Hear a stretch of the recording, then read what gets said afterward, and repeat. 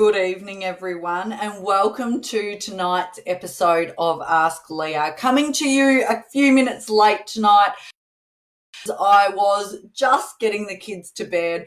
Let's face it, to all of those parents out there who have today found themselves helping their kids with remote learning, particularly those of you who, like me, are running businesses around supporting your kids with remote learning. It has not been the easiest of days. It has been a challenge, and I want to say that I see you, I feel for you, and we will get there. The key thing for all of us is to understand that we don't have to be perfect, and we're not going to be perfect. Now, tonight I want to share with you a concept that I'm talking to quite a lot at the moment with clients about. And rather than ask a question tonight, I wanted to share this idea with you because I really think it can be helpful in this time, as it's been very, very helpful to me.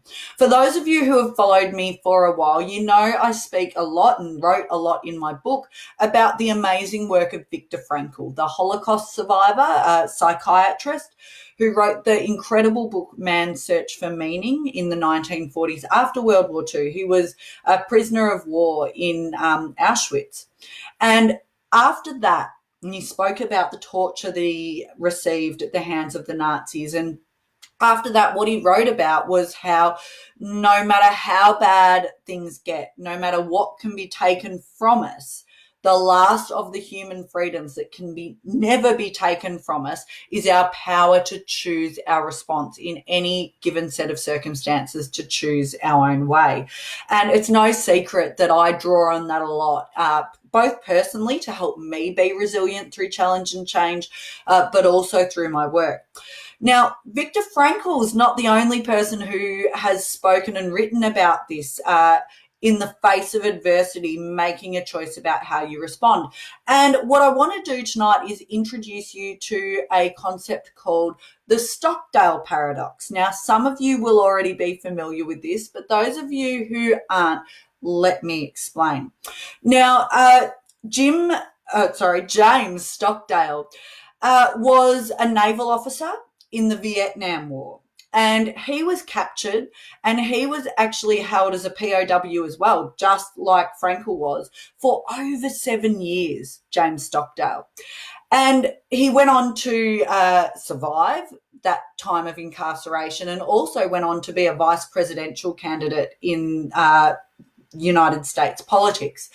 And Stockdale is quoted in Jim Collins's classic book From Good to Great that some of you will be familiar with as well. What is the Stockdale Paradox?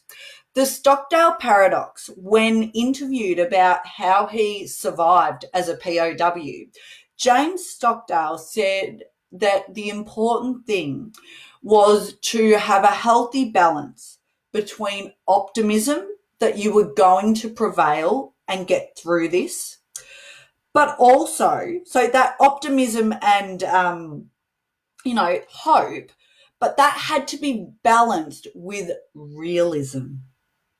Realism about the brutality and the reality of your situation. So faith you will prevail and get through, with the discipline to face what is actually there. And if I had to sum it up, I would probably describe it by saying it's hoping for the best, but preparing for the worst.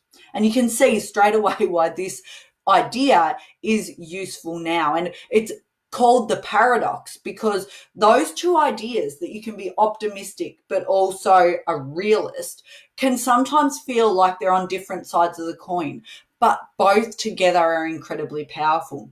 Now, in Jim Collins' book, when he interviews James Stockdale, he says, who doesn't get out of the war? Who didn't do well in those situations? And Stockdale said the same thing that Frankl had said, 40 or odd years earlier, 35 or whatever it was years earlier. And surprisingly, both men said the people who didn't get out were the optimists, were the incredibly positive people. Now, the reason this comes up for me is because I am a really positive, optimistic person. But I do also feel that I very much live the Stockdale Paradox myself. And when coronavirus started taking off in Australia, I happened to have a cold at the time. So I went early with the working from home thing. And watching the news, the journalist in me, I kind of got my head around where this was heading quite quickly. And I had multiple people comment to me saying, oh, what's happened to the positive, optimistic Leah? And gee, aren't you being a bit negative? And I said to those people at the time, no, I'm not being negative, but I'm just preparing for the reality of what I think is to come. Same thing for those of us who are now helping our kids with remote learning while also running businesses, and when we're not teachers ourselves. You know, someone said to me recently, oh, how long do you think it'll go for? And I said, well, all of term 2, and I'm actually prepared for it to be term 3 as well. And they said to me, oh, do you think it'll be that long? And I said, well, I don't really know, but I'm prepared for it to be term 3 as well. I've got my head around that. And again, same comment. They said, oh, is that a bit negative? It's not about being negative, folks. At the moment, we are being asked to be more resilient than we ever have. And we're not necessarily being asked that by other people, but we're being forced to call on those skills ourselves and to draw on that resilience and that self-management to remain calm under pressure and get through this. The Stockdale Paradox may just be what helps you. Viktor Frankl's work around making a choice may just be what helps you. The reason the optimists did not survive, the positive people did not survive in harsh conditions in both World War II and the Vietnam War was because they always thought the war was going to end on Saturday. And then it didn't. And they were shattered. And as James Stockdale said, they died of a broken heart, because they kept thinking, oh, it'll all be over in 5 minutes. It'll be fine. We'll be fine. It'll all be over. And then it's not.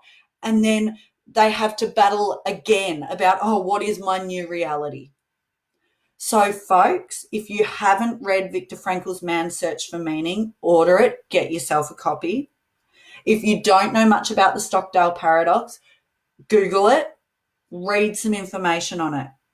What we need right now is this resilience, and I'll be talking more about this in coming weeks. I'm certainly talking about it a lot with the teams that I'm working with. Yes, we want to be optimistic. You will get through this. We will get through this. It will be okay, but it will be challenging. It will be hard, and we shouldn't shy away from that. Instead, we should put things in place to help get us through. I hope you've found that useful. I hope you've learned something tonight. Good luck to everyone out there. It is challenging, and please do be kind to yourself and each other. Cheers.